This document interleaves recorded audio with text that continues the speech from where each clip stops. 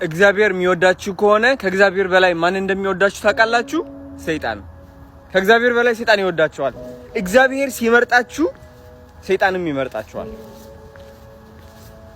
ሰይጣን እየተፈታተናችሁ ያለበት ምክንያት ማለት ነው እግዚአብሔር ለሆነ ዓላማ አስቀምጧችኋል። እናንተ ከዚህ ሁሉ ዓላማ ማን ነው የሚያቆማችሁ? ሰይጣን።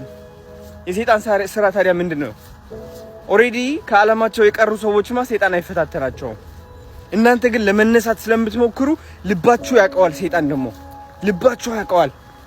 በደካማ ጎናችሁ እየመጣ ከዛ ሊያዳክማችሁ ይወዳል። ቀን በቀን በየሰከንዱ ድምጻችሁ ላይ አእምሯችሁ ላይ እየመጣ አይዞን።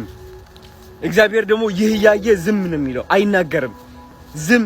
አንዳንድ ቀን ግን እየመጣ ሹክ ይለናል እግዚአብሔር። አንዳንድ ቀን ያሳየናል ለምን መቆየት እንዳለብን እዚህ ህይወት ላይ እዚህ ዓለም ላይ ለምን ተስፋ እንዳለን እግዚአብሔር ሹክ ይለናል። ልባችሁ ከእግዚአብሔር አይራቅ።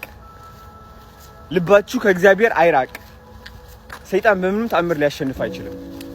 ይሞክራል እንጂ